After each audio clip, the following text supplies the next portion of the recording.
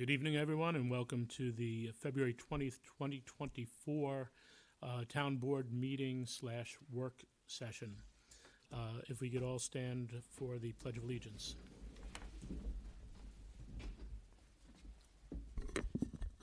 Sergio, if you could lead us. Sure. I pledge allegiance to the flag of the United States of America and to the republic for which it stands, one nation, under God, indivisible, with liberty and justice for all. Okay, if we could have a moment of silence as we remember all of those lost to violence, but a special remembrance for 79 years ago yesterday, the Marines who were lost in the Battle of Iwo Jima as that battle took place. And we will also add in our prayers and thoughts all of our first responders and military personnel.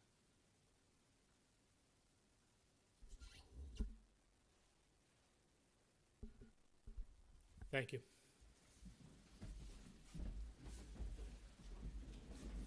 Do you have those other two, well, the one that Adam sent? We took that earlier. Left it on your desk with the other thing. Only the one, but I will find another one. Okay. All right. We'll start with introductions, and I will let you know that we may have to skip around a little bit today. So please be patient with the agenda. Starting to our right. Good evening, Diana Quast, Town Clerk. Patrick Murphy, Councilman. Deputy Supervisor Ed Lachterman. Sergio Esposito, Councilman.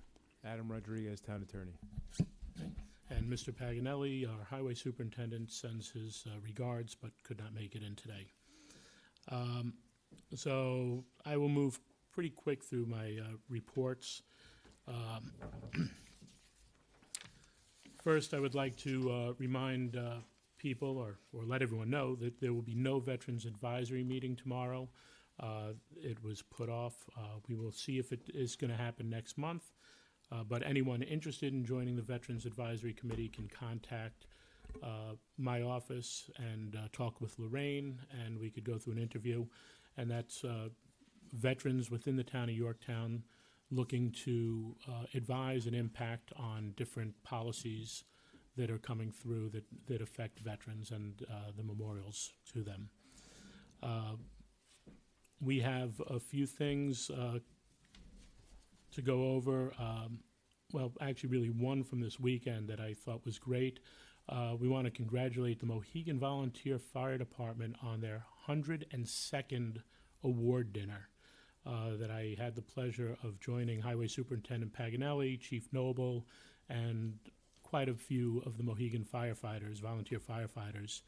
What was really impressive, they had a 25-year member, Danny Kay, not the dancer, although he did have some nice moves with his wife out on the dance floor. But even more impressive, I thought, they were celebrating 3 50-year members. So congratulations to Bob Conklin, Kenneth Whalen, and Timothy Humphrey. And thank you to all of our firefighters, our volunteer firefighters, for their service to our community. I do know that Yorktown has one who is, I want to say, 76 years in or 77 years in, and Roger Thompson, so they got a little ways to catch up. But it was a very impressive night, and my wife and I were so happy to be able to celebrate with the members there. I wanted to also mention we had our third what we call death by dealer arrest, thanks to the great work of one of our detectives. Death by dealer is when someone passes from a fatal overdose and we are able to track back to the person who dealt the drugs. To have 3 of them is amazing, and hopefully will really, really hit the drug industry in our area hard. We want people to realize that Yorktown is not the place to come to deal drugs, and we want to really make sure that everyone out there that has an addiction problem realizes that we are involved in different programs through our police department. One of them in particular, Hope, not handcuffs. If you do have a drug addiction problem, you can come into our police department, no questions asked, and they will help get you someone to work you through the system and help you with those problems. Addiction is a horrendous scourge on our society, and it affects everyone. I don't know if there's anyone around who doesn't know someone who lost a family member, child, adult, to drugs, and we just hope that we could eradicate this from our community. Let's see, there was one thing also I was asked to share, and we'll try to get this on the website. The American Legion on March 15th will be celebrating their 105th anniversary. So our post 1009 in town will host an open house on Friday the 15th from 4 to 7 p.m. You come meet local veterans and see memorabilia from World War II, the Korean conflict, and the Vietnam era. Get a chance to hear firsthand what they endured during those times. Be refreshments, exhibits, and more. And it's at 235 Veterans Road, Yorktown Heights, New York, 10598, of course, as we know. Anyone who wants to call the Legion, 914-962-2843. And I know I have a few World War I items, so I will see if we could get that over to them for that display as well. So we could see quite a few things through the history of our country and for that. And with that, I'll pass it on to Patrick. I don't have much to No, you can come up. report on, except for that the school passed Prop 1 and Prop 2, and they passed overwhelmingly. Okay. Next. Sergio? So a couple things. We got a grand opening coming up. We are in the process of confirming the scheduling. Sushi Express right here in Yorktown Heights. Nice little place. It's next to the Game Day Grill, that area right there. The Honorable Pat Murphy and myself, we were down at the Association of Towns meetings, and we attended 4 or 5 seminars a day. It was actually very good. It was actually very good, very informative, very interesting stuff, and it's just what we try to do to keep ourselves up to the latest and greatest and get the most training possible so we could deliver the best things for you guys. So it was a lot of fun spending time with you, Pat, and it was, again, very, very informative. Other than that, I think I'm going to keep it short, and we're going to move on tonight. Thank you.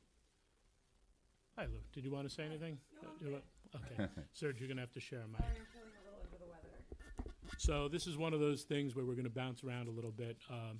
Since there is going to be one resolution that we would not have a quorum for, Luciana came in to make sure we had that for the vote. So we're going to move right into personnel and resolutions, and then we'll jump back through. So in personnel, we're going to authorize the deputy supervisor to execute an agreement with the Civil Service Employees Association concerning the pay scale for the position of temporary water maintenance foreperson. We're going to appoint Teresa Delaney to the position of assessment clerk in the assessor's office. We are going to appoint Carla Esposito to the position of office assistant auto systems in the building department. Appoint Nicholas Fasci to position of senior automotive mechanic in the central garage. We're going to appoint Anthony Verdi to the position of automotive mechanic in the central garage. Can I have a motion on those? Motion. Second. All in favor? Aye. Aye. All right. On the resolutions, I will pull out the one that that you need to recuse from, Patrick, so we won't read that right off. From the engineering department, we're going to authorize the controller to process the following budget transfer for the sewer department, and this is for pump station repair. And it's a $2,000 transfer to Yorktown Sewer to the alarm service. We're going to, from Parks and Recreation, amend Resolution 65 of 2024, authorizing Deputy Supervisor to execute an agreement with Site Design Consultants in the amount not to exceed $5,000 for the provisions of on-call engineering. And that was a incorrect date on that. That is why we're revising that.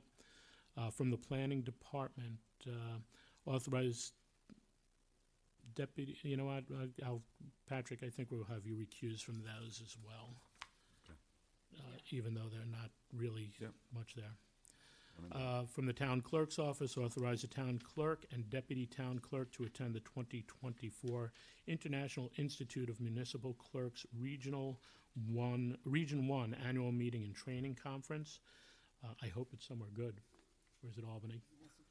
Massachusetts, okay. Beautiful Albany in March. Authorize the supervisor to sign a service agreement with Granicus, Inc. to provide webcasting service to the town of Yorktown. Authorize the town clerk to advertise a bid for the rehabilitation of pickleball courts at Granite Knolls Sports and Recreation Complex.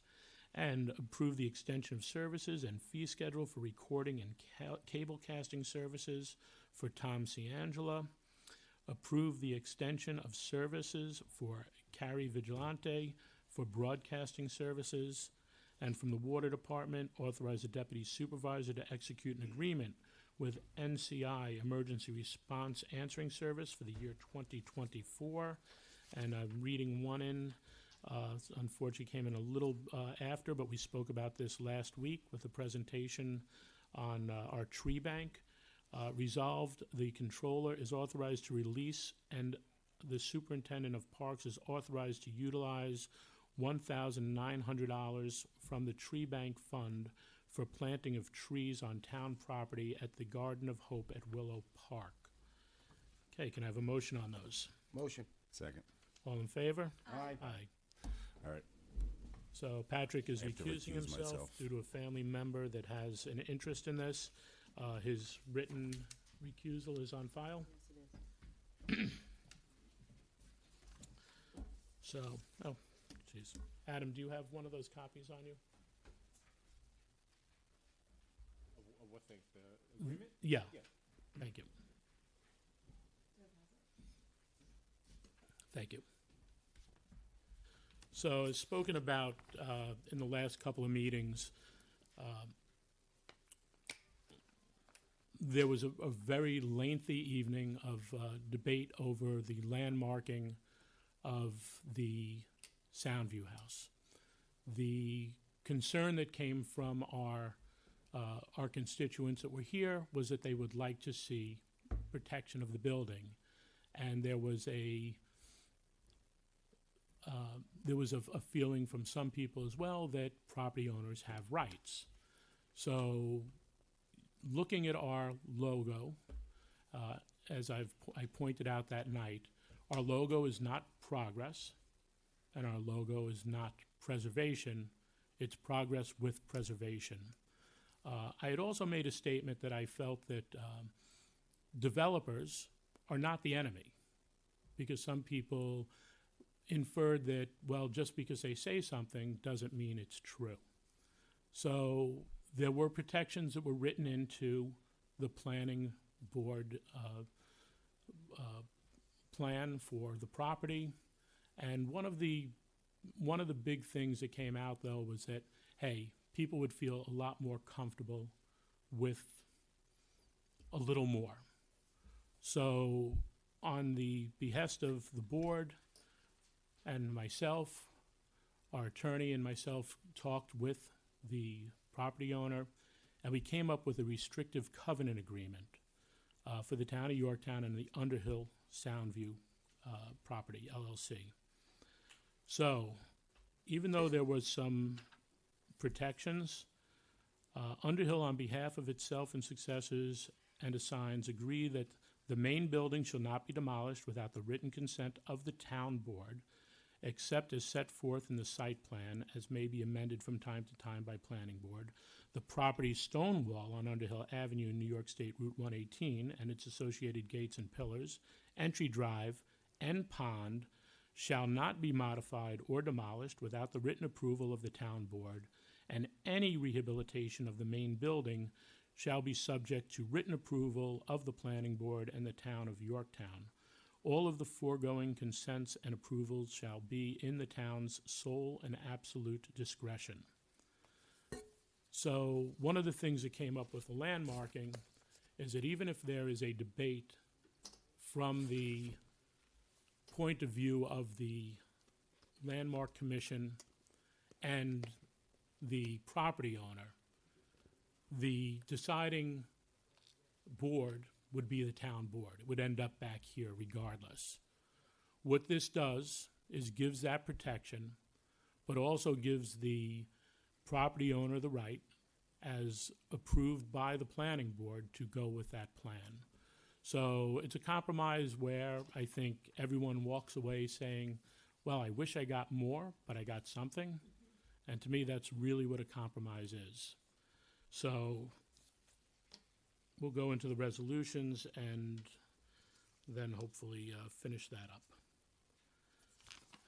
Start with the first Yeah, resolution. let me find it. Yeah, well, Planning. sure. So let's go, all three that will go from this.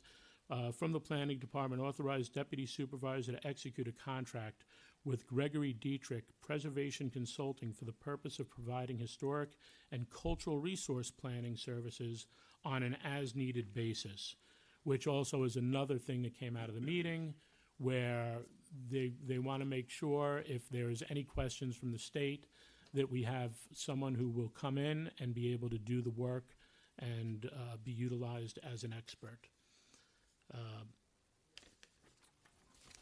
Then we are going to authorize Gregory Dietrich Preservation Consulting to perform a cultural resource review for the proposed Underhill Farm project. And that, of course, that's up to $6,200 for the review, and that the total cost shall be reimbursed by the applicant as part of the cost of the application's review. And then from the town attorney, authorize the deputy supervisor to enter into a restrictive covenant agreement with Underhill Soundview LLC. So, can I have a motion on those three? Motion. Second. All in favor? Aye. Aye. Thank you. It's just important to point out, it's important just to point out that this restrictive covenant will survive if, even if the property is sold to a different developer or anything. Correct. So just in case anybody has any concerns about that, it's here to stay, right? Okay, thank you. Thank you all on that. And Patrick Murphy, can you hear me, Pat? Lou, if you're not feeling well, Yeah, you I'd could. like to adjourn myself with my review for people. Thank you. Great. And, see, town work never ends. Thanks for having me. Thanks for coming. Yeah, sorry, I'm not touching. Yeah, yeah. Feel better, Lou? Thanks, I appreciate it. Feel better. Hey, Jim, just, I know we went over that, but I'm gonna need 2 minutes of your time. If you want me to call you later, I can. Yeah, Okay. okay. All right, so we will get back now to our regularly scheduled program, but we are still a few minutes away from Mr. Slater being able to be here. Yes, yes, thank you. So, Diana, you wanna? Sure. I'm going to ask our new assistant curator for the museum to come on up to the podium. This is Amy Swan. I'm honored to have her on board with us. I look forward to working with her, and I certainly look forward to her expertise in digitizing archival information for us. Welcome aboard, Amy. Thank you, thank you. I would like to start off by saying thank you to the board for giving me the opportunity to fill the position as assistant curator. I would also like to thank all of my predecessors who established the museum, and I hope to build and expand upon their foundation. Each room has been so thoughtfully created that there will be no major changes in that capacity, but there will be a general updating of all the rooms, visual aids for storytelling, For example, creating a video walkthrough for some of the historic houses with the actual occupants, for example, the Davenport House. I think that would be a really good aspect to have in our museum. I would like to implement the use of QR codes for audio to help illustrate the examples of some of the instruments that we have, like the organ in the hallway. I think that would be great. I would like to add more materials for children to be able to manipulate and touch and be able to understand how the tools, for example, in the farming room, how they feel and how they work and how they were used. So I would like to have a lot more materials to engage children. I would like to have some contests to help engage the town. Photo contests, for example, like Now and Then, and have people have to come into the museum to present the photos and maybe make it into a contest to get more people into the museum. I would like to make the research room more inviting and be able to have meetings with different groups come in and just make it more open for research. I'd like to use social media to be able to find new audiences and advertise for free, which is always a good thing. And I would like to make the gift shop a destination. It has a great capacity for income.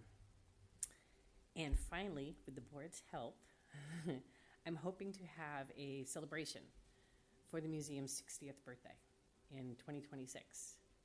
And I think that would be just a super way to really get the town involved and get everyone involved in the museum.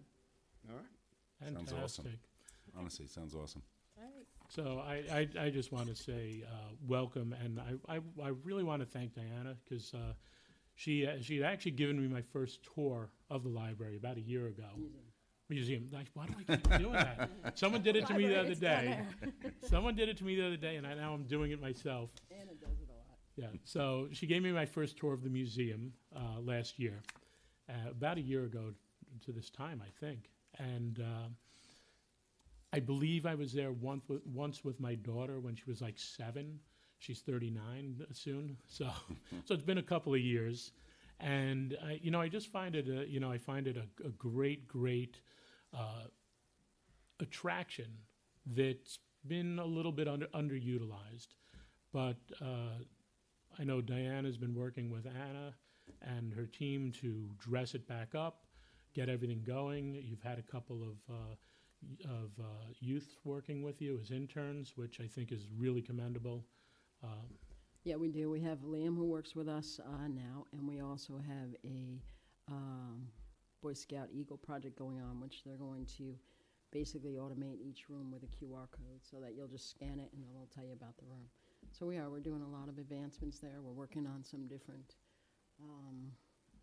shows to put on. Right. Hopefully, we're going to be doing a Black History Month. We're going to be doing a Women's History Month next month. We're going to do something with veterans in the war come Memorial Day. So we are moving forward on that. All right. Sounds awesome. But most important is actually the recognition that you have to, move forward to get there. And I think you found someone great for the position. Amy, you are going to have to live up to some huge expectations. I know. But I'm well aware. having met you, I think that we're really on the right path, and I thank you for that, and I welcome you to the town. Welcome. Thank Yep. you so much. Thank you. Thank you. Awesome. All right. So let us skip our report from Assemblyman Slater and jump into our Poet Laureate, John. Thank you.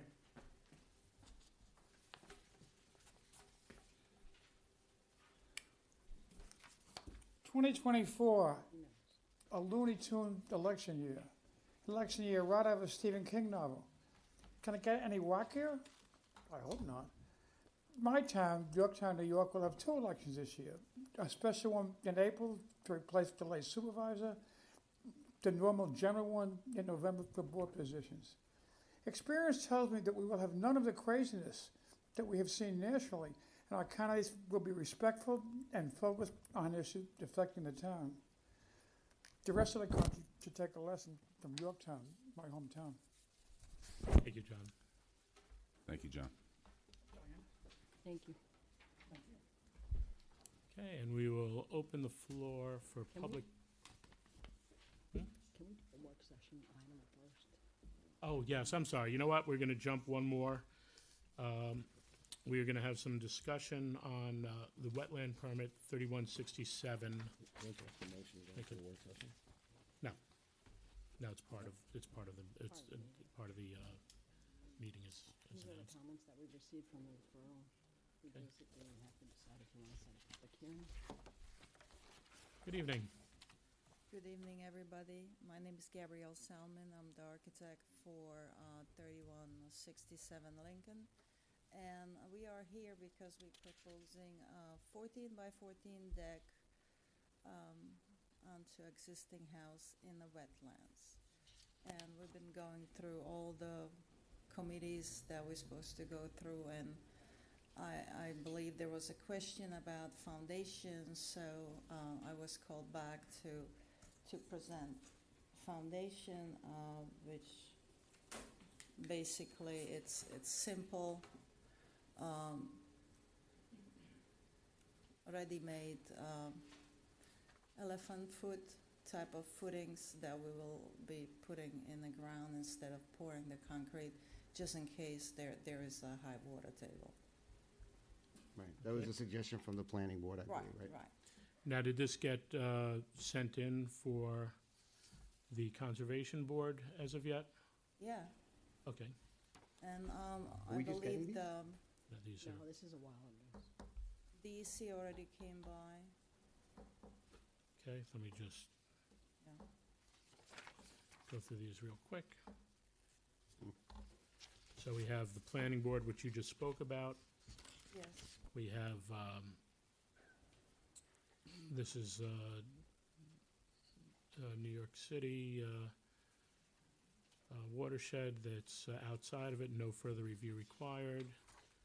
No tree permit, no comments from tree committee. And this is a submission. Did we get anything back from That's all I have in mind. Conservation? We can call conservation and ask them if they have any comments. Okay. When were these, because this looks like it's a year ago that went to It's them. been on for a while. What I'd like to do is set the public hearing for the wetlands application. Sure. All right. We can do it on March 12th and be in the timeframe. March 12th? Okay. So, looks like everything's here except the Conservation Board. We'll set our public hearing for the wetland permit for March 12th. Okay. We'll notice that, and we'll ask them to get us their comments, if any. All right, very Right. good. So, you'll be on for March 12th, and they will contact you regarding that. Thank you very much. No problem. Good night. Thank you. Can you take a vote on this? Hmm? Can you take a vote? Oh, on yeah, so let's, do I have a motion to put that out for public hearing? Motion. Second. All in favor? Aye. Aye. Aye. All right. So now we will open the floor for public comment.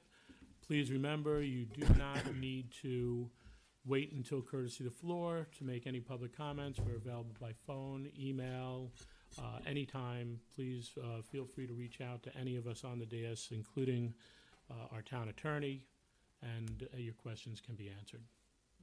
Hi, good evening, Hey, Susan Susan. Siegel. Okay. This is a little out of order because I have some questions about some of the resolutions that you passed, but understood. I'm a bit confused about the resolution to hire Gregory Dietrich Preservation for, one, for on-call services, and then secondly, to do a cultural resources task for Underhill Farm. The reason why I'm confused is that the resolution says that you solicited and reviewed three 3 proposals from 3 different entities, and you found Gregory Dietrich as the most qualified. But on February 7th, actually in January of '23, you received those 3 proposals, and on February 7th, you passed a resolution that said, after saying you received those proposals, whereas the town board determined that Historical Perspectives, Inc. and Thayer Riley Wilson Architecture and Preservation demonstrated the most appropriate understanding of the required services and needs of the town and have distinct expertise in aspects of cultural resource planning, then you hired Historical Perspectives and Thayer Riley. So why did you not go to one of those now, especially since one of the main tasks that remains to be done for Underhill Farm is reviewing of the architectural plans for the main house, and Thayer Riley, which sounded like a very good selection way back in February because he's an architect with a historic preservation background, where Gregory Dietrich is not an architect. So why did you hire Gregory Dietrich now, and did you solicit specific proposals from Thayer Riley to do the remaining work? And also, exactly what is Gregory Dietrich going to do in terms of his proposal for, I think, $6,200? So that's a question. And when did the town board discuss this?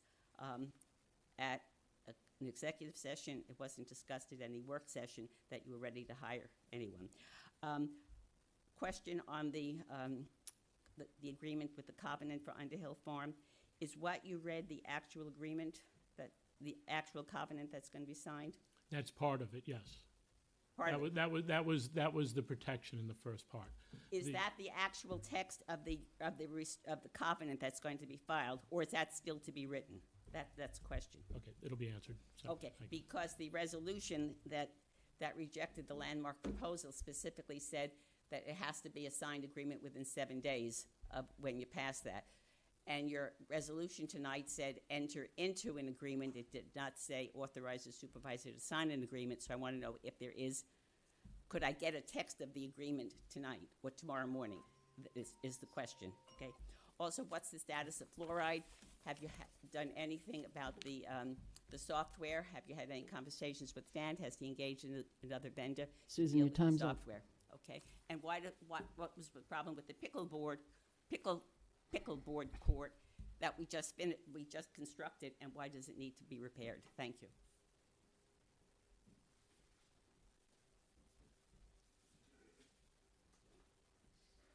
Good evening, Jay Copstein. Hey, Jay. At the last board meeting, there were 2 memorandum that were sent out for referral. Memorandum to delay solar and Vape. the vape shops and the like. What's the status of those responses? I would ask that those 2 issues be put on for a public hearing at the next town board meeting. The fact that it's a moratorium lends itself to some urgency, and we shouldn't be putting this off forever. Let's get it on the agenda. Let's get a public hearing. Let's get it approved. Let's put the memorandum in place. Thank you.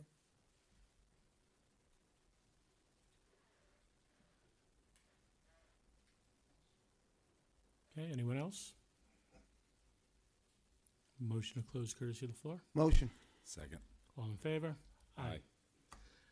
John, would you like to talk about the historian? Hmm? The Dietrich. He's got Good job. Hello, how are you? Would you like me to just talk about it, or Just- are there ju- specific questions? I'm happy to talk Just, about it. just, I believe, How we find ourselves here? yes. Okay. There you go. So, all 3 of the applicants or respondents were qualified, as is Gregory Dietrich. The other 2 at the time seemed the most appropriate because one was steeped in cultural resources, one had a little bit more architectural and construction in the preservation industry background, and Gregory Dietrich was the third person, but still qualified.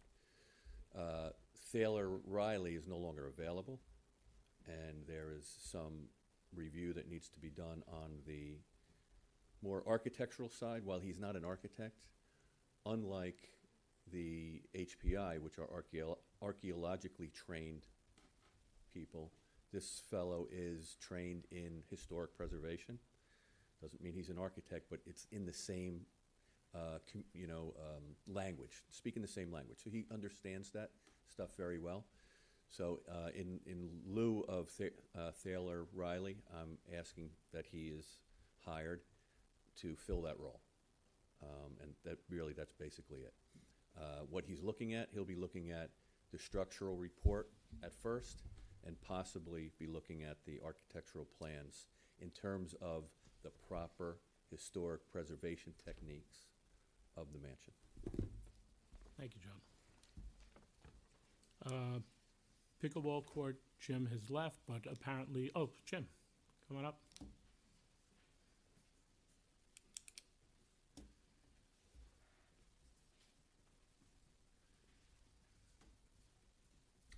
So yeah, the pickleball courts, as some of y'all know, when we put in the courts, we put them over existing tennis courts that were there. So there was never proper drainage put underneath those courts. Unfortunately, we've learned throughout the years I've been here that the courts that don't have drainage do a lot worse than the courts that do have drainage. You've noticed the fix that we had over at Railroad Park with the basketball court. That court did not have drainage and also had some trees that were growing underneath it. So there's a ton of cracks and a lot of issues there. And we're seeing the cracking starting at the pickleball courts. The pickleball courts are one of our greatest assets in town. We have over 250 players on it seasonally. So we Buying passes to play on those courts. Correct. That is correct. So we want to protect our assets and do things the right way. And we think that putting in courts with proper drainage is going to be the best bet for the long term at Granite Knolls.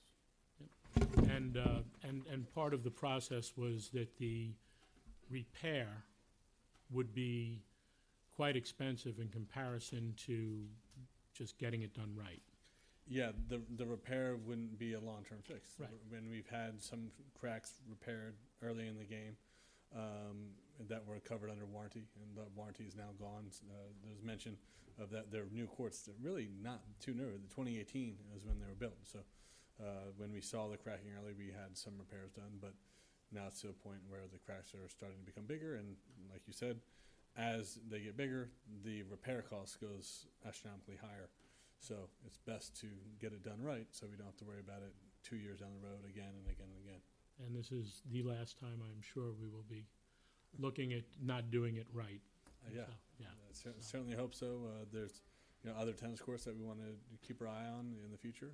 And I think we had the debate back in 2018 among the town board, as individuals, and it was overruled to do it the right way, and unfortunately, we're paying for it now, but Penny wise, pound foolish sometimes. absolutely. And that's a lesson that we're learning, and I know that Tommy was very focused on as he and I spoke about that. Do it once, do it right, Absolutely. and move on. So, Agree. thank you, and I know we're going out for bid, so let's see where we get, and we have the plan to get it done right, and the basketball courts are holding up beautifully over by the apartments, and getting a lot of use too. Great. Ton of use. Well, thank you for taking this on. Appreciate No, but it. thank you, Jim. Thank you, Jim. Fluoride, I know that everything was completed at this point except for the program. Programmers still have not given a date to be in there, but he is working on it, and I'm going to be contacting Matt instead of Dan on it, because I think Matt was the scheduler on it. And then for the vape and solar, Jay, I agree with you. That's why we pushed it out.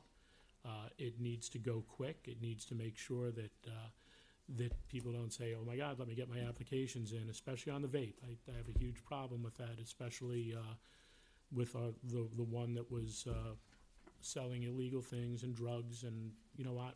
It just does not go for our community. So we will discuss it, we will talk about it, and we will see what we could do to strengthen the laws and make sure we're there. Adam, do you want to answer about the covenant? I guess the question was, can she ask for it? I mean, she can certainly put in a request tomorrow to have a copy of the agreement. Yeah, just need to sign it Yeah, at the end of the meeting. I mean, they just passed the resolution, it's gonna be countersigned, but yeah, the you can put in a FOIL request tomorrow for it. Yeah. Yeah. Oh, yes. All right. So we are waiting for New York State Assemblyman District 94, Matt Slater, was scheduled to be, said he could be here by 8:15. So for the next 4 minutes, Jay Kopstein will sing and dance for your entertainment. Actually, you know what, if we don't mind, since we have Ken Belfour sitting in the audience. Ken, can I ask you to put on your Mohegan Lake hat and tell us what our plans are for this year and where we're at with that?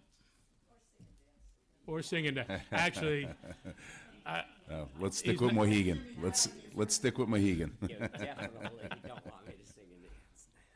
I was just looking up a date since you're calling me up for, because we set a date for Lake Day, Okay. 2024, but I didn't put it on my phone calendar, but I believe it's July 13th, rain date, July 14th. So we're already starting our planning for Lake Day. Things we're working on, we should be giving you a contract to sign for the annual treatments of the lake. That was bid, awarded. Contract was drafted, approved by Adam, and it's out to the contractor for signature, and the contractor's already working on the permit applications for this year. So hopefully, when do you start taking reads on that? On how on the algae levels? so I looked today. So when is it happens year round. Right now, believe it or not, algae is growing, but just visually now, because we take readings of the level of the lake, generally weekly, and I take other observations at that point. So healthy green, fibrous green algae is growing right now, but it's a sign that the sort of maybe with the mild winter, without a real ice cover on the lake, that growth is happening earlier than usual. We'll see. I can't predict what the weather will be, but we're keeping an eye on it closely. Last year we had a collaboration with State University of New York College of Environmental Sciences and Forestry.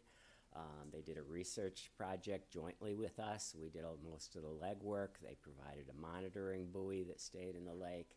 And they're working on a report, and we'll be presenting jointly with them the report at the New York State Federation of Lake Associations conference in May.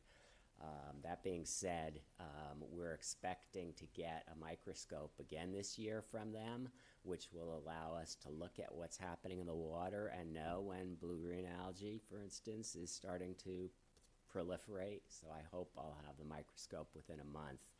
We'll start more serious monitoring probably mid-March. Depends on how cold it is and my fortitude of getting out on the water. But we want to make as strategic a decision as possible on turning on the aeration system, which is very important, but it's also very costly to run because it uses electricity. And so we need to know what's happening at the lake bottom and when the oxygen levels are beginning to become reduced to know when best to start the aeration. So rather than just starting it when the contractor, who built the system says to start it, we want to take probably weekly measurements starting maybe late March and then make a decision on that. The big thing we're working on is trying something that's very experimental. I would call it probiotics for the lake. It's the production of healthy aerobic bacteria that eats away at the muck at the bottom of the lake. The problem with that is that DC can't wrap their arms around it. They are skeptical about it, but that's not the worst part. The worst part is that they've just woken up to this. Lake Peekskill did it a few years ago, and then last year DC realized they were doing it and put a stop to it. Every golf course, pond, every pond supply company sells like freeze-dried bacteria, like little rabbit pellets that you can throw in a pond, and the bacteria does this. It eats away at the muck that's accumulated at the bottom. And that's been done without permits forever. But as I said, DC woke up to it. Lake Peekskill was part of why they woke up to it. And so rather than just submit a permit application and then get denied or just get delayed, I requested in November a pre-permit application meeting with DEC to learn about the Lake Peekskill experience and why they rejected that, and to find out what was needed for us to apply for a permit, because I want to issue an RFP for a vendor, but I need to know what to build in on what DEC will require. Well, Does Lake Peekskill have any data to give to you? Well, unfortunately, I have a lot of skepticism about the contractor that did the work at Lake Peekskill. And they made a lot of claims, but they refused to disclose a lot of details about what they put in the lake. And Did you ever have the meeting with DEC? no, so I've been pushing and pushing since November. Finally, about 2 weeks ago, I got Senator Harkin's office involved, because Region 3 of DEC was being very responsive, but telling me they're waiting for Albany DEC, who's trying to develop something, a policy that will be statewide. And I felt like that could go on forever. Oh, so yeah. I asked Senator Harkin's office for help, and lo and behold, a week ago, they got back and said, okay, this is what we need to have the permit pre-application meeting. We turned that around and sent it to them in 2 or 3 days, so they had it late last week, and I'm now waiting for a response. So what we're hoping to do is really try this as an experiment, try to get a university involved in helping us do the research so that we can demonstrate it worked, it didn't work. We had a study done on the lake that indicated that in parts of the deep center of the lake, there are 20 feet of soft muck that's just accumulated organic matter that's accumulated over the past 100+ years. And of course, dredging would be super expensive, multi-million dollars, so we can't do that. So if we can do it naturally in a way that's not harmful to the lake at all, that's what we'd like to do. So I think I've spoken long enough so that the guest who you're waiting for has arrived. You did great at Sit filling. down. He just texted me when he was pulling in. But Kenny, thank you for the update. If I ever need a filibuster, I know who to call. Thanks, Ken. No, good, that's fine. So, coming to the podium, I guess John's memory's a little short. Sort of like your poem tonight, by the way. You were short 2 elections. We have 4 with the primaries. Assemblyman from District 94, Matt Slater, former Yorktown Town Supervisor. Matt, how are you? Great to be back home. How's everyone doing?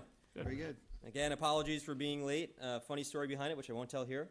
But I do want to thank Ken. Where'd Ken go? By the way, I was on the phone with DEC today talking about your potential permit for Mohegan. So we'll talk about that as well, but always keeping a close eye and finger on the pulse here back home. But good evening, Acting Supervisor Lachterman, to the town board. It's great to see everybody. Good seeing you, Councilman Matt. Murphy. It's fantastic. So I just wanted to come through because we've done this before, and I wanted to provide a report to the town board about some of the things that are happening in Albany. It's an important time of year because we are going through our budgetary process. And so there are a couple of things there, and we did. I was granted the ability to do this last year, and I appreciate you allowing me to do it this year as well.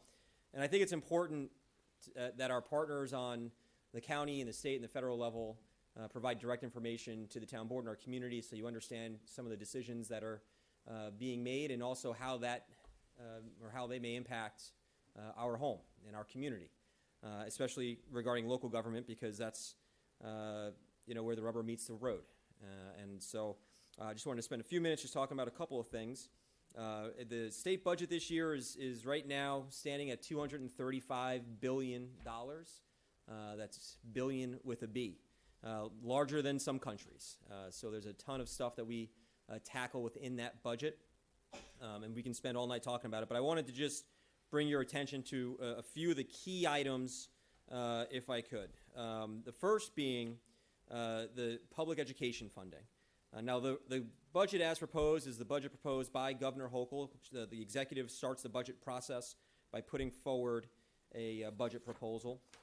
And her budget proposal, as it stands, and we already got through the 30-day amendment period, and this has not changed, cuts state funding for more than 50% of New York State's public school districts. Lakeland, and let me see if I can find this here. Lakeland did well. Lakeland, according to the school aid runs, would see a $1.14 million increase in state funding, which is great. But Yorktown, and I've spoken with Dr. Hatter about this, and we've had several conversations about it, would see a decrease of $352,000. And so while I recognize that Yorktown has seen significant state funding increases over the last couple of years, the fact that the governor has removed the hold harmless provision, which basically protects school districts from getting less than they did the year before, is one of the key components that's causing the decrease in state aid. How does that impact Yorktown taxpayers? Well, it potentially, and I'm not saying it will, but when there's a decrease in state aid, school districts, municipalities, other levels of government have to go to the taxpayer to make up the difference, unfortunately, a lot of times. Not saying, again, that's what is planned here. Dr. Hatter's done a fantastic job managing the Yorktown Central School District. He's done a great job protecting taxpayers. But I think it's important to note more than 50% of New York State's public schools will see a decrease in state aid as it's currently proposed. And really, it's a shortfall of about $300 million. We're confident that we can make up that difference as we go through this budgetary process, but it's the starting point. And so I think it's important that residents understand where we are in that regard, because public education, especially here in the town of Yorktown, is a gem for all of our school districts. Other areas, and I wish our highway superintendent was here, but other areas that I think is important to know about is the investment in our roads. Local roads matter. We know this, especially here in the town of Yorktown. The highway department's done a phenomenal job over the number of years making sure that we have safe and passable roads. Unfortunately, the governor, in her budget, proposed cutting the state's investment in local roads by $100 million. And that's significant. It's $60 million in CHIPS, which, as you know, directly impacts the highway department's ability, and there's another fund as well that is more city-based. But $60 million in CHIPS, we will feel that. And we were joined by about 25 highway superintendents in Fishkill on Friday to highlight this important matter. I sit on the Transportation Committee. I requested to be on the Transportation Committee. And one of the reasons is understanding the importance of our roadways here in the Hudson Valley and the need to make sure that we have the right state investment to make sure that we have safe, passable roads, whether that's on state roads or investing in local roads. Now, I know that we're going to be hearing about, and you're going to be hearing about, the federal infrastructure money that's going to start to flow. That's expected to happen later this year. But important to note, especially for local roads, 90% of our local roads will not qualify for those dollars. And that makes that state investment that much more important. My colleagues and I are proposing not only to, and advocating for, not only to restore the $60 million cut to CHIPS, but to increase it overall by an extra $200 million. Because if you look at the cost of construction over the last about 3 years, it's increased by about 60%. And I wish our highway superintendent was here, because I know he'd be agreeing with me on that, since we've had many conversations about it. And so that makes the state investment that much more important, and we should be increasing that investment, not decreasing that investment. March 5th, we're going to be having hundreds of highway superintendents in Albany. for our annual lobby day. And I think that we're going to be bringing the noise more this year than ever before. And so my colleagues here in the Hudson Valley and I are really focused on this particular issue, again, understanding the impact that it has on our communities. Another item that I think is important just to note is, once again, we saw this happen last year, and unfortunately it's happening again now, is the governor's proposing to cut another $2.5 million for veteran services that are provided across New York State. Last year, we led the fight in restoring those dollars, and I'm happy to say that we won that fight. I'm very confident we're going to be able to do the same. I've already had several conversations with Assemblymember Kimberly Jean-Pierre, who is the chair of the Veterans Affairs Committee, and we are working in a bipartisan fashion to make sure that we restore those dollars and that cut doesn't become finalized. It will actually impact some of our local veterans, especially just north of us in Putnam County. I know a lot of Yorktowners do utilize Putnam County services, especially for our veterans, and so they would see an impact directly there on some of the services that they offer. So important that we're advocating for that as well. From the town's perspective, the governor once again kept AIM flat, and that's been flat. I think it was flat when Susan was here too, as supervisor. So it's been a number of years since the governor, any governor, has increased AIM funding again, which helps our municipalities tremendously. I just want to go through a few other items that I think are important to just make sure that you're keeping an eye on. Here in Yorktown, neither the Yorktown nor the Lakeland School District have qualified for the free lunch program in our schools, free breakfast and lunch.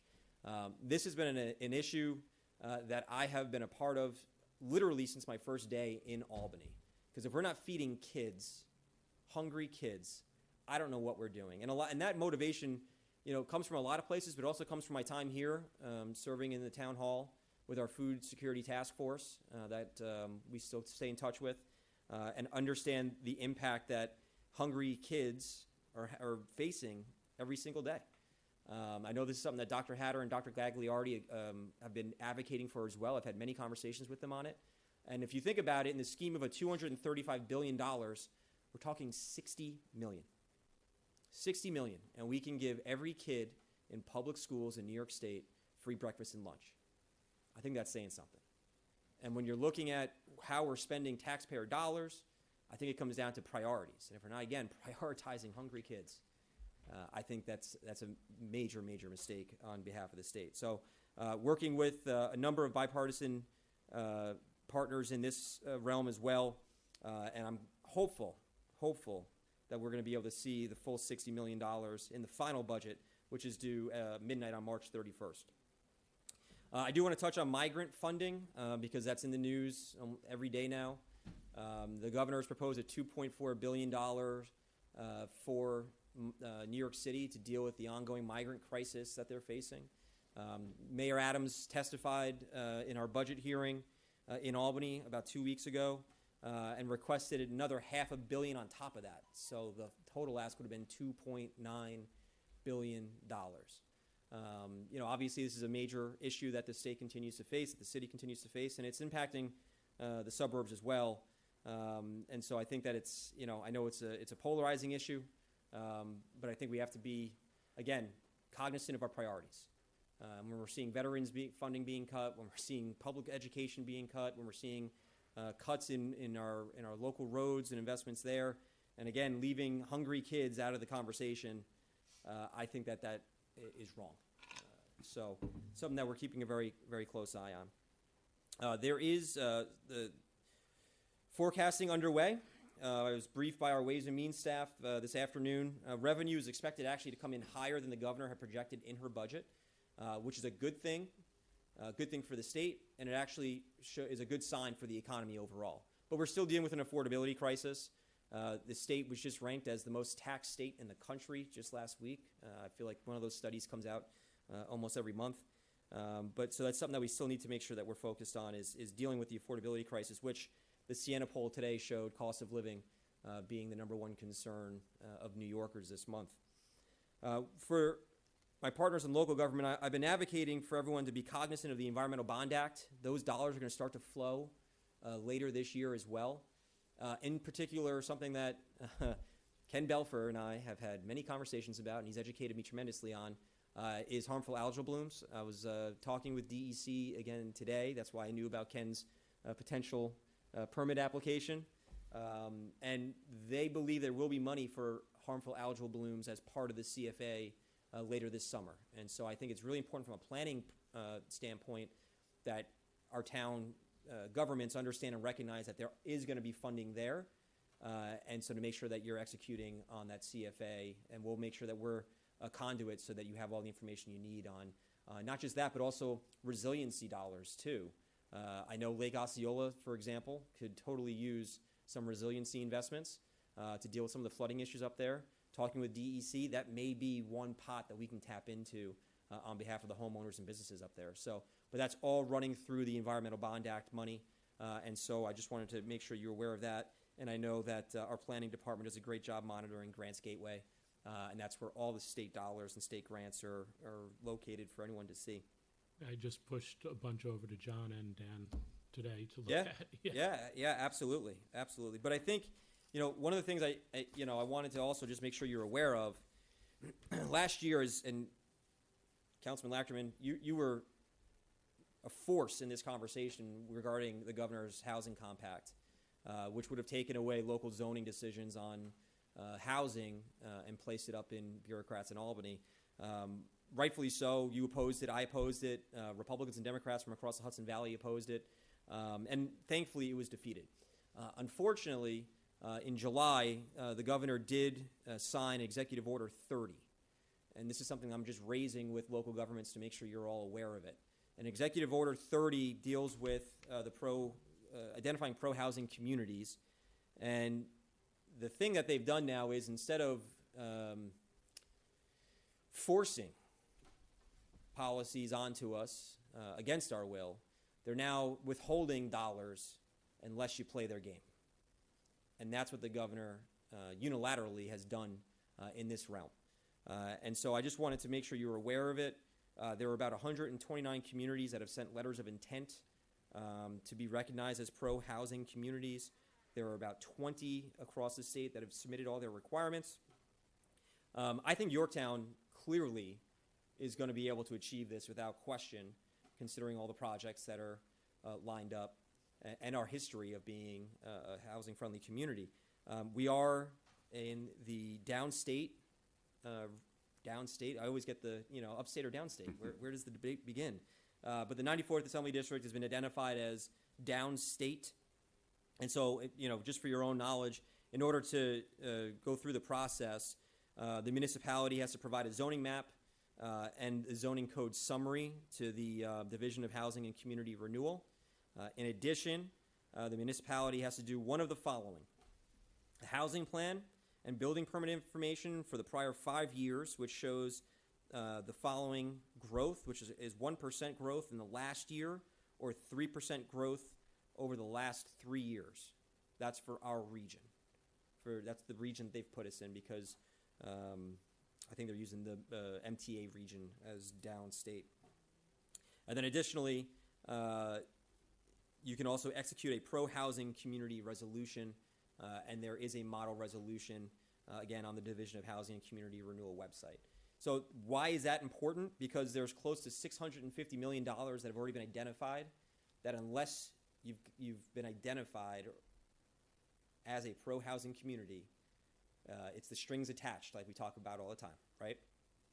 And so if you want access to these dollars, downtown revitalization, New York Forward, New York Main Street, what was the other one? Mid-Hudson Momentum Fund. In order to access those dollars, you have to play by their rules. And their rules, unfortunately, at this point, unilaterally by the governor, require this pro-housing designation. So again, without diving too deep into it, I do think that the town already qualifies. But I just wanted to make sure you're aware of the requirement now by our partners in state government. With that, I just want to touch on a couple of legislative items that we've been working on. For me personally, childcare is a priority. And we've seen the cost of childcare, which I think we all recognize through the pandemic is an essential service, but the cost is through the roof. And so we've worked with some of our childcare providers locally to figure out ways that we can offer some solutions to make it more affordable. And I used to hate this as a supervisor, but since I'm not a supervisor, I can do it.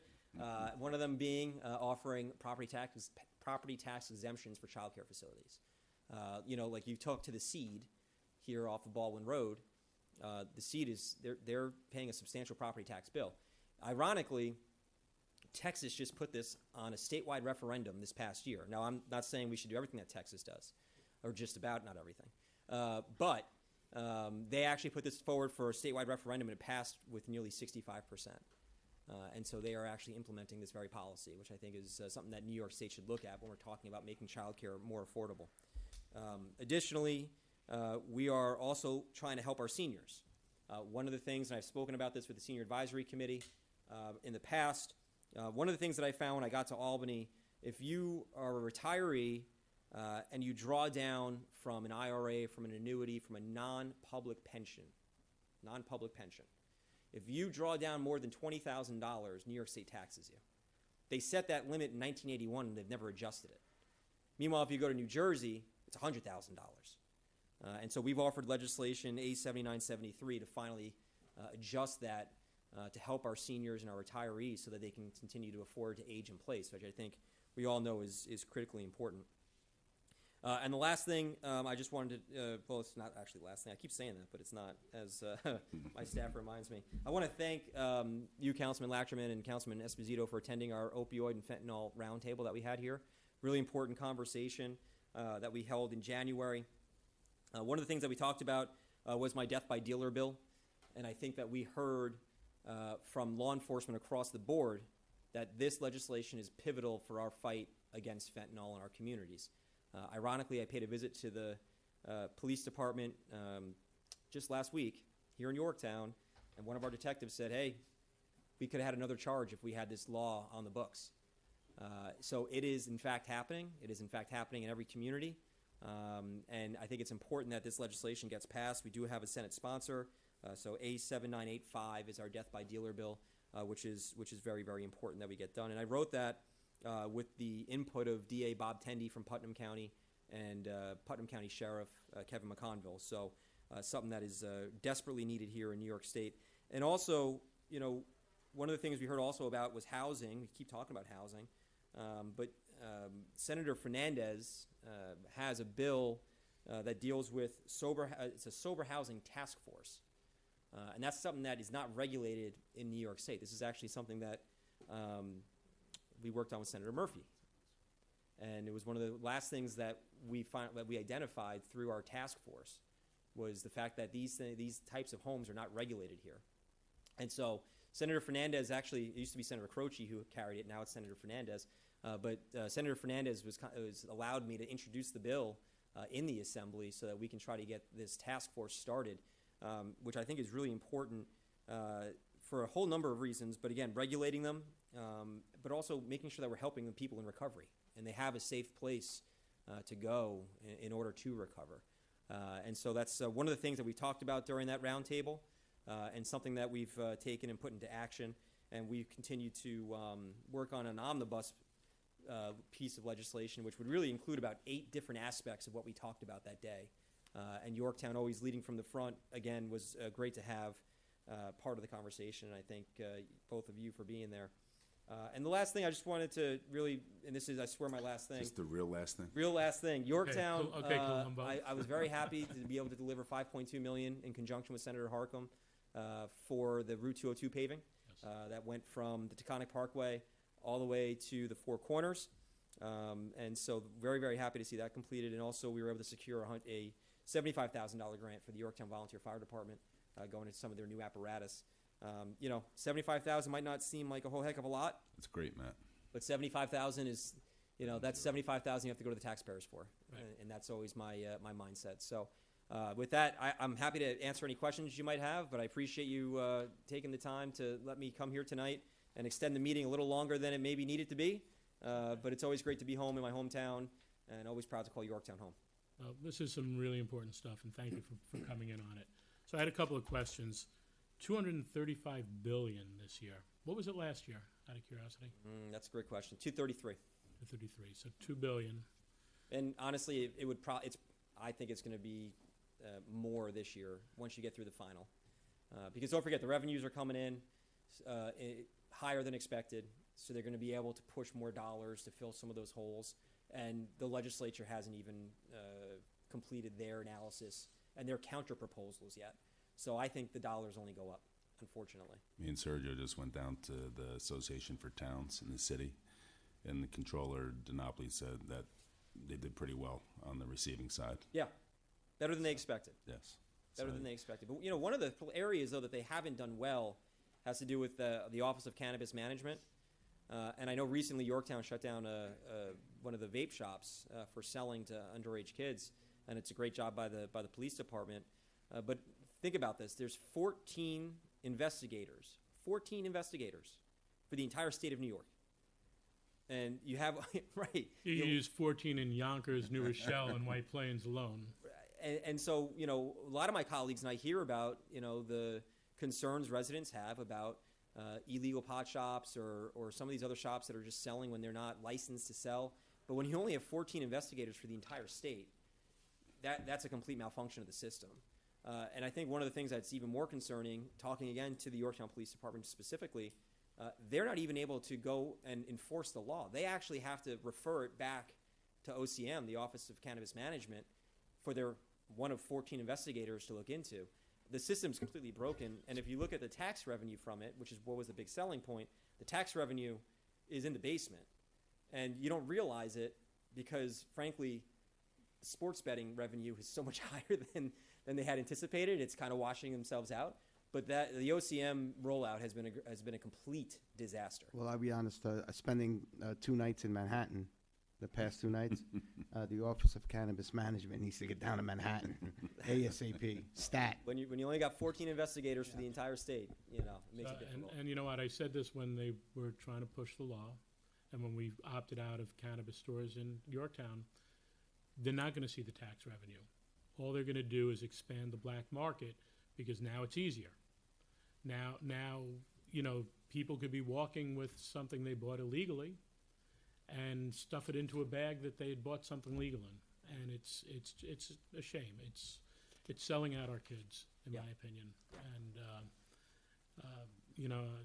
I'm glad we at least stopped it here, but unfortunately, I think that we let the genie out of the bottle as a state, and I don't know if you're ever getting it back in. Right. And at the time, I was president with the chamber, and I came to town hall, and I was against it. And one of my main arguments was the enforcement side of it is going to be extremely expensive. And lo and behold, that's, and it's going to cancel out any revenue because there's the law was just not ready. I don't even think there was a law. They were still planning to pass the law. They were debating on nuances, and it was just a disaster then. And we predicted that it'd be a disaster now, and it is. I mean, to the point where I was talking with the Putnam Prevention Council, and some of the grants that are out there that they utilize to deal with underage dealing, right? Tobacco mostly. If they walk into a shop that's selling to underage kids and there's a jar of cannabis there, nothing they can do about it. They're literally handcuffed from even reporting it or enforcing it. It's really just tragic how this whole rollout has happened. And obviously it's a complete failure. So something that we have to make sure we keep our eyes on too. So Matt, you mentioned like some of the cut chips. I know the veteran services. Is that when you said it's going to affect Putnam? Are they cutting vet to vet services? No, like actually, vet to vet they were able to preserve, and in fact, vet to vet got a COLA bump in the governor's budget, which is great. And that happened to every Dwyer peer-to-peer program in the state. But there's other services that they still provide. Sure. And one of them has to do with like being outdoors. They do a lot with Guardian Revival, and so that particular program would actually diminish in its ability to function because they rely on those dollars to service veterans, and they deal specifically just like vet to vet. But if you see what the Guardian Revival does, and Alex Othmer is one of the greatest people you can meet. they take veterans and they bring them outdoors as a therapeutic activity. And so, like today, they have this group called Shred Vets, and they go skiing once a week, and it gets them outside, it gets them outdoors. They're, it's a great program, but programs like that would be directly impacted by the $2.5 million. Pegasus, too? That's the horse training? I don't think Pegasus would. Okay. Endeavor? I don't think Pegasus receives state dollars yet. We're trying because of how Okay. great it is. I've been advocating for them. I've had several of my colleagues come and visit, but no, I don't think that would have been impacted. I would say if there's any chance to also advocate for my brother Vinny, one of our locals, they seriously do, you talk about peer Yeah. to peer. It's all the vets helping with the moves. Right. Although now it's so busy, it's volunteers as well. Right. But Yeah, Paul does a great job. she does. The school lunch program, I hate to say it, they're just trying to get it as unfunded. And I worked doing school lunch, and we made the choice when I was director of food service, working with Graham Wyndham, to literally not charge anyone. We did do the paperwork, which is excessive. It probably costs more to keep up on everything than you would get back. But it was just a tremendous amount of work, and you know what? It's a shame that they want to play that game and leave kids hungry, because I've always been an advocate for that, as you know, and our food banks. You talk about food, and especially now, you mentioned the cost of living. The only thing that has not seen a decrease is food. Food costs are crazy. There was just something on one of the Philadelphia markets, of the produce markets, the open markets, and the vegetables are rotting because people can't afford to buy them. Yeah. And it's a shame. It's a shame to see that. But I look at this, and you talk about our schools, our roads, our kids with a school lunch, and New York City alone, $2.9 billion in migrant funding. I just saw a piece yesterday. Residents in Harlem that are losing their housing that was being built because they've now used it as migrant shelters. Right. $10,000 gift cards being handed out. $500 million in total. Yeah, I just don't understand, and I wish you could get an answer on the floor why the people that have been paying taxes, that are in need, that are underprivileged in our own state, are thrown on a back burner. Or not even on a back burner, out to the trash. I think it's horrible, and from a taxpayer point of view, I'm not happy. Yeah. Not happy. And I've always said local politics aren't really affected by state and federal, but man, is there a press coming in on us now in expenses, cuts to police, fire, and first responders in the city. It's insane.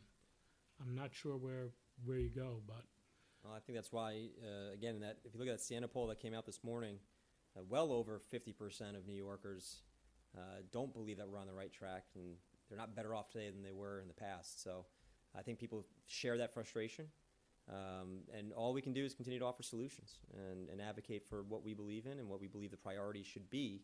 And I tend to believe putting kids first should be that top priority.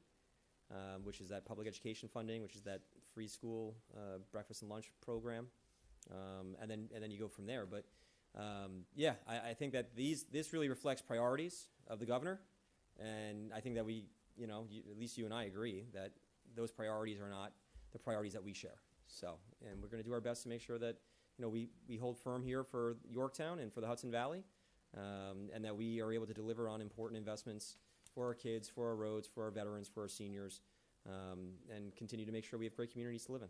are you seeing bipartisan support? Absolutely, yeah. I that's been one of the, I think, best things about the position is finding ways to build those bipartisan coalitions. I've told the story before, but quickly, when my first day in Albany last year, I showed up to the free school lunch press conference. They were going around, you know, Assemblyman so-and-so, Senator so-and-so. And they got to me and they go, who are you? Oh, I'm Assemblyman Matt Slater. I represent the 94th Assembly District. And they go, but you're a Republican. And I said, yeah, but we should be helping our kids. And I've stood with them every step of the way since. And that's how you build consensus and bipartisan support. And we've been doing that on a number of issues. Well, keep up the good fight. Thank you. I appreciate it. Thank you. Thanks for coming, Matt. No problem. Appreciate Thank you it. all. Thanks for the update. Always great to be home. Oh, and if you do speak to DA Tendy, and, you know, he was absolutely amazing. Yeah. And the recovery bill, you know, we were just talking before you got here, we were talking about addiction and the fact that, you know, there's so much work needed there. We did have another arrest, as you know, the death by dealer, which would have applied in that case. Yeah. Yep. So, Fentanyl, unfortunately, is taking lives every single day, and we could be doing more if they would allow us to pass the right laws that law enforcement says they need. well, I need to have a conversation with you about some of those too that are up this year in bills that I was reading through. So, No problem. Looking forward to it. yeah, we'll talk. Thanks again. Thank you, Matt. Appreciate your time. Thanks, Thank you. Matt. Thanks for being here. Thanks, Diana. Have a good night. Take care. Thank you, Matt.